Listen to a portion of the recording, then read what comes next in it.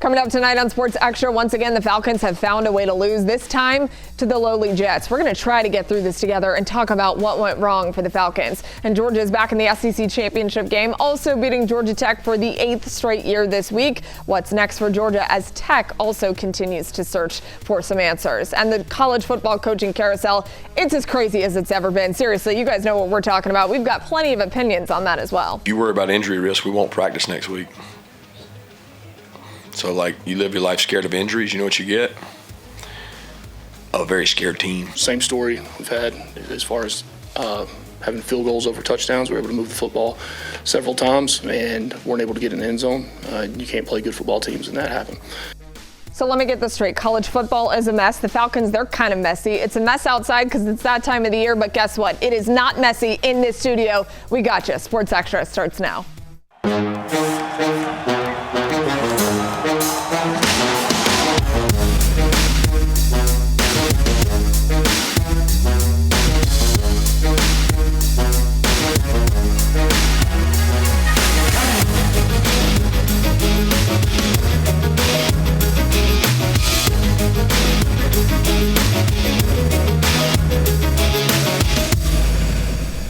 All right, here we go. We got half an hour to talk about all things that have happened this week in sports. It doesn't feel like enough time. We could do it for 3 hours, especially when we're talking about the Falcons. Let's start with Gabe Burns from the AJC. Great to have you in studio. You have a brand new coach at Florida. Lots happening in your world. A lot is happening. Again, we'll talk a little bit about Summerall, but if he wins, he's going to win a lot of people over. I think a lot of people will be excited in Gainesville for sure. And then Jarvis Davis from Locked On Georgia Tech over there on the far side. Sir, you've got a lot of opinions yourself and about the Falcons too. Absolutely. Raheem Morris is throwing his special teams coordinator under the bus.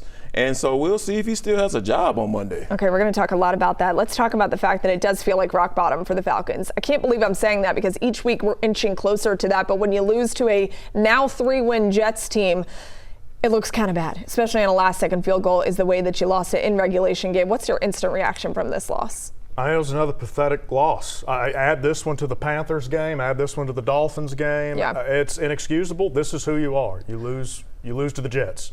You lose to the Dolphins. You lose to these teams. This is where you are. There's going to have to be changes. There's going to have to be personnel changes. We're going to talk a little about coaching changes. Yeah. But this is unacceptable, and this team is it's just not very good. I think one thing that is probably the most frustrating for fans is that hasn't outright been said a whole lot. And when you're losing to this caliber, what you want to hear from leadership is, this is not our expectation. Yes, you want to win football games, but how does that change? At this point in the year, when you've only won just a couple of games, we're not talking about a team that's even in the hunt of the playoff conversation. It's not great. And they're finding new ways to lose, Jarvis. How do they keep doing that? They just have no connectivity between special teams, offense, and defense. And I feel like Raheem Morris is responsible to be that connective tissue to be able to bring all those things together. So I think that they failed that. The special teams failed them today. When you think about what they weren't able to do in critical moments, we talking about from a kickoff coverage standpoint, Raheem Morris even talked about in his post-game presser about how they kicked it into the end zone and gave the Jets the 35-yard line because their coverage team has just been off. So it's just so many things that have been consistently inconsistent throughout this season, and I really feel like Raheem Morris just doesn't have an answer. Yeah, it's too little too late, and it does seem like he's consistently saying we're finding ways to win, yet that's not happening. I'll give you a direct quote in that post-game press conference that Jarvis is talking about. Raheem was asked what his approach is going to be to the remainder of the games, and he said, quote, to win them. What games do you think they will win on the remainder of their schedule, Gabe? I guess they could beat the Saints again, right? Maybe. Maybe. I'll tell you this, other than the Saints, I'm not sure they're going to be favored in any of them, right? Yeah, Seahawks, Bucks, Cardinals, Rams, Saints in that order. Okay, well, you maybe could beat Arizona. Hangs in there, though. They're one of those bad teams that hangs around. They've lost to them before. Yeah, this is where we're at. They're not. Yeah. I'd assume they'd be favored over New Orleans, but this is the type of team they are. This is where we're at, and there just needs to be yet again, here we are, like every few years, they just need to reassess the organization from the top down. And how can you not make significant changes after this? And I'm not necessarily calling for a head coach firing, or there just has to be significant changes after this. So let's go there, because that's the big conversation, is how do you fix this? Because they thought they fixed it when they draft Michael Penix Jr. to be Kirk Cousins' successor. We know how the quarterback situation blew up. Kirk obviously now playing because Michael Penix Jr. is hurt. You feel like you have answers through the draft on the defensive side of the ball finally. They've been fine, but they're not saving your football team. What do you do, Jarvis? Is it a top-down assessment? Is it getting rid of Raheem? What's the answer? I think there's a top-down assessment for sure. And I feel like for me, there has to be someone in charge of the football ops to make these hiring and firing decisions at this moment, because I don't think Arthur Blank is in the space to be able to do that at this moment. So for me, they need to hire a football ops guy to assess Terry Fontenot, to assess Raheem Morris, and because you don't have a first-round pick in 2026, so if you're not sold on Michael Penix Jr., you either just eat it. So do you bring in a new coach to eat it, or do you let Raheem Morris try to figure it out for one more year, and then in 2027, then you can tear it down? So I feel like they have to hire a football ops person that Raheem Morris and Terry Fontenot report to, so they can get this thing figured out. And let's all keep in mind that the Falcons, as of right now, do not have a first-round draft pick next year, and they are sitting on a large amount of money that they have paid Kirk Cousins. So there are a lot of things to figure out, even beyond the head coaching spectrum here. And they do need to figure out what's going on special teams, because we talked about it for weeks on end now. Something's wrong on that side of the ball, okay? Something needs to happen on special teams. Gabe, what do you do in that scenario? Because today it was a whole lot of things. You have a muff punt, a 50-yard field goal miss, 83-yard kick return. Shall I continue? Disaster week over week. Where's the accountability for this? I mean, this is a constant problem. There's a lot of constant problems for this team it's easy to sit up there and say it needs to be corrected. We can sit here right now and say it, right? Yeah. But we don't have the power to fix it.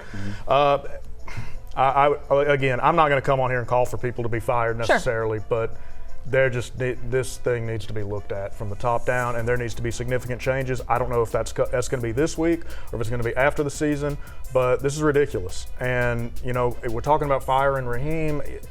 Again, it reeks of a dysfunctional organization, which it is. Yeah. And that's its perception, and you just have to get that figured out. Yeah, and until they win football games on a consistent basis and break a playoff drought, we're going to have the same conversations of nothing is working. So yes, we're not calling for coaching firings. However, there does need to be a massive assessment top down, I think, with this organization moving forward. Are coming up somehow, some way, Georgia back in the SEC championship. I know we didn't think that was happening, and we didn't think this was either. They're going to play Alabama for what feels like the 400th time in the SEC title game. We'll get to it after the break. There's also an opportunity to win an SEC championship. Does that matter? Does anybody care about that anymore? I mean, I grew up thinking that was the greatest game in the world, and I just differ from everybody else. Yeah, we lost guys today to injured. We're going to lose guys in practice to injury, but that's next man up. So what's wrong with this whole thing now? It's like, well, what if you get hurt? What if you do this? What if you do that? I mean, it's football. It's all part of it. Scared money don't make money, baby. That is Kirby Smart to a T. For conference record tying 5th straight year, Georgia is in the SEC championship. Once again, it's going to be a familiar foe inside Mercedes-Benz Stadium. You've seen this song and dance before. Alabama clinching their spot in the game with a win in the Iron Bowl. This is going to be fun. Said not a lot of people who aren't fans of Georgia and Alabama, because we have seen this a lot of times. So I think it's going to be an awesome game, and what an opportunity for Georgia and the Bulldogs and Kirby Smart to go there again. 5th straight time is unreal. What do you think about this matchup, Jarvis? I like the matchup because it's two really good teams that, we talking about Caleb DeBoer and Kirby Smart. The guys recruited. They got a lot of talent on this roster, so it's gonna be a good show. I love Kirby Smart's approach to this game because people start thinking really dumb things when you talk about college football playoff and championships and trying to win championships. You don't win championships until you win football games. So the next game on their schedule, yes, they're going to try to win it. Yes, they're going to play their guys, because you can't go in there with the mindset, oh, I'm going to get hurt, or I can't play this guy, I have to sit Gunnar Stockton. No, Gunnar Stockton needs to play. He needs to get that experience. He needs to get that big game experience so he can be ready for the playoffs, so they can make a run. So my thing is, I love how Kirby's approaching this thing, and you better know for sure every player on that roster is going to understand how important this game is, because they want to beat Alabama. I think they do. I mean, I think they want to play in this game. I think all the kids do as well. Maybe it's the coach's wife and me. If you don't want to play football, don't sign up to do it. End of story. I mean, there are people that say, oh, I don't want to play this game because I'm scared of being hurt. I don't want to play in this game because conference championships don't really mean anything anymore. To who? Whose opinion is that? I think that's insane. It's an insane mindset. So I am actually fully on board with what Kirby Smart is saying here. And in playing this game, it does actually kind of affect, Gabe, the way that the playoff picture plays out at the end of it. You win it, you're most likely first 4 teams that get a bye. You don't have to play a home game, which is great. You lose it, it's possible that you move down a little bit. How do you think it affects the playoff picture? Well, I mean, it's huge. You just laid it out. I mean, first of all, you could avenge your loss. And you could beat it. Obviously, they've lost the first 2 here to DeBoer. It would be big to. I'm with both of you guys. I'm with Kirby, by the way. This is. I mean, of course you want to play. Any competitor worth their salt would want to be part of this. It's the conference championship for the best conference in America. But no, look. If you lose, obviously, I think at that point you're probably going to be hosting in the first round, but you might be hosting the 12 seed. We'll see, but.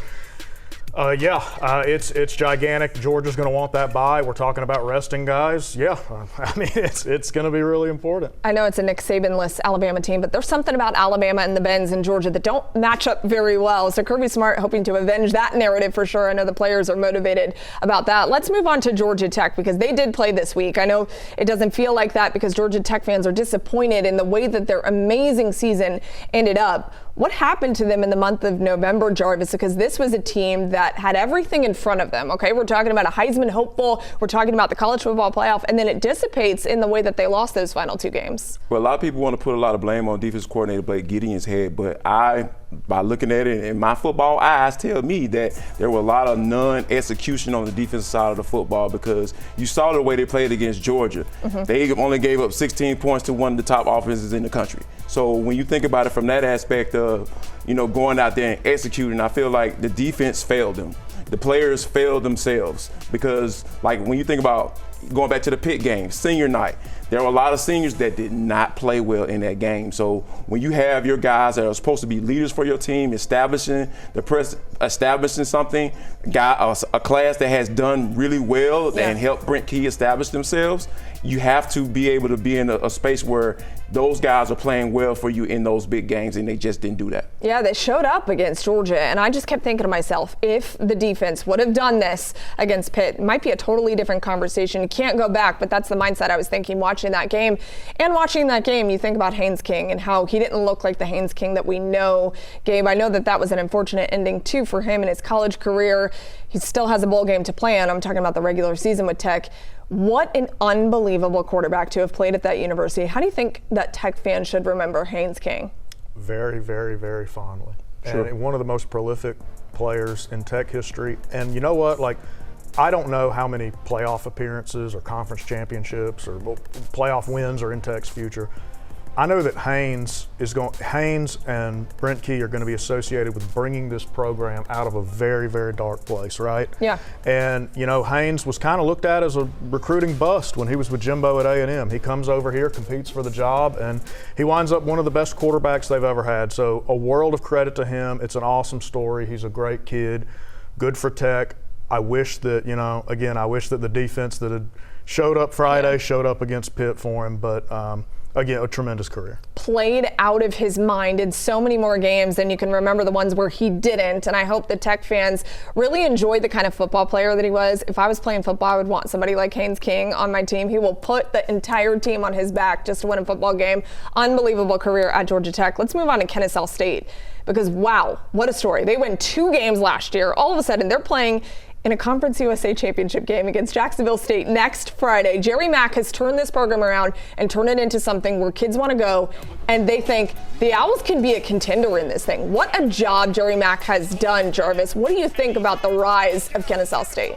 Shout out to Kennesaw State for giving Jerry Mack the opportunity to, coming from an HBCU, to be able to be a coach and prove himself and say, hey, I can coach on any level. And so shout out to them. But being able to turn this program around this quickly, it just goes to show that he understands roster building. He understands scheme and being able to find the guys that fit that particular scheme and bring it into the fold and win you football games.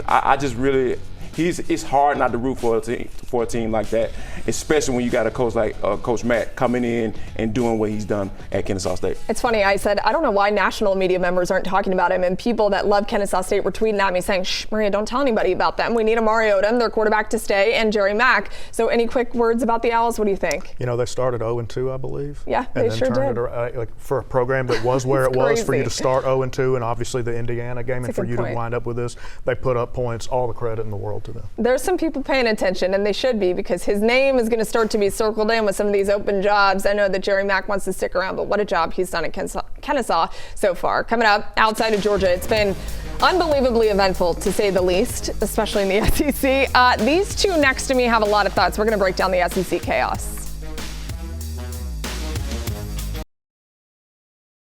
Two things from me. Number one, I went to the University of Mississippi, hotty toddy. I am still going to stand 10 toes down for my university despite what's gone on. Number two, I don't watch reality TV. I don't have to, because I get to follow the SEC coaching carousel that is whatever you want to describe what just happened in the last 24 hours, 48 hours, 2 weeks really. Gabe, I'll let you go first. How would you describe what happened with Lane Kiffin departing Ole Miss and taking the LSU job? Well, we don't have enough time to cover everything. But I will say, first of all, I feel bad for the Ole Miss fans who couldn't properly enjoy pretty much the best season they've ever had here. It's a shame. I thought the athletic director, Keith Carter, and Ole Miss handled the past few weeks the best way they possibly could. I think that Lane had done a lot in recent years to alter his image, to kind of, image rehab in a way, to change things. I think he blew up a lot of that in short order. And we'll see if this works. There's going to be immense pressure on him, and in the past, he hasn't succeeded under immense pressure. I mean, that's the truth. I think he's a very good coach. We'll see what happens, but I mean, he's going to need to deliver immediately and sustain success at LSU for this to all be worth it, because this entire fiasco was not for Nick Saban or Kirby Smart. This was a guy that did come with questions, and again, he's going to have to deliver, because I thought this could have been handled a lot better. And I think it's a shame, really, in some ways, that he tried to paint himself a victim here, that he wasn't allowed to. If you're Ole Miss, would you have let him coach the team? So no. I know Jarvis has a ton of thoughts on this, so I'll pass the baton. Go ahead, Jarvis. Like, this is such snake oil salesman work right here. Lane Kiffin just couldn't help himself. He craves attention so much. You finally found a space where you can actually build your brand up as a successful head coach. And now you got this team on the cusp of going to the college football playoff. You up here shopping for houses and stuff in Florida and LSU, and trying to figure out which team you're gonna take, and all the while trying to figure out, you're in front of all of your players saying, yeah guys, let's go out here and win this game. Let's focus in and let's do this. Let's go out and try to win this thing. And now, the way you handle it, they don't even allow you to coach the team anymore. That says a lot about who you are as a person. Lane Kiffin, you never change. You're not okay with content. In 2.5 years, you'll be looking for your next dream job. Let me be very clear. I understand why Lane Kiffin took the LSU job. I do. I think it is one of the premier jobs in the country, and that's not a slide at Ole Miss. The resources at LSU are infinite. I am disappointed in the way that it was handled over the last 2 weeks. And I speak for a lot of Ole Miss fans, alumni, who think the same sentiments. It's exactly, Gabe, you said it so eloquently, and that is the thought process in Oxford right now. This was an emotionally charged event for everyone involved. I fully believe that Lane loves Oxford, Mississippi. He even said it on the tarmac, my heart is here. But when you have goals in a profession that take you elsewhere, that's okay. I think the way that it was handled, though, was a detriment to the student athletes who are trying to go out there and win a national championship. Ole Miss never has this kind of success. So grateful for that moment, but for it to kind of blow up in the way that it did, it's disappointing. And I do want to fault the NCAA on this. The coaching calendar, Nick Saban had a great point. It is abysmal for all of the coaches, and they're put in a lose-lose situation. The NFL doesn't have this problem. Is this going to be the nail in the coffin that points to the NCAA? Change this. Coaches do not need to leave in the middle of these college football playoff runs. Yeah, I mean, something has to change, and a lot of these problems root back to following the academic calendar, which that's a farce, right? I mean, Sure. what are we doing here? Like, Yeah. there are just so many There's issues. signing day on Wednesday. Everyone's in a lose-lose. Exactly. And so if Ole Miss had made the SEC championship, you have signing day this week. I mean, what happens? I mean, obviously he's still going to LSU, I would assume, right? But I mean, it's mess. People were going, well, could he even coach just the SEC championship and then go? No, He's because got of the work to do. calendar, Yeah. exactly. And it's just, it's unfortunate. That's not me sticking up for Lane by any stretch of the imagination, but it is so unfortunate on so many accounts that literally you're staring down a new signing day with a new job. And I'm not just talking about Lane, I'm talking about the other 5 coaches that are new in the SEC. They have to turn around and try to get kids to either stay or not go or come to their program. It's a lose-lose for everyone. We don't have 2 hours to talk about this. I wish we did. Yes. Coming up on the other side, I'm going to tell you why you should be very grateful for Kirby Smart.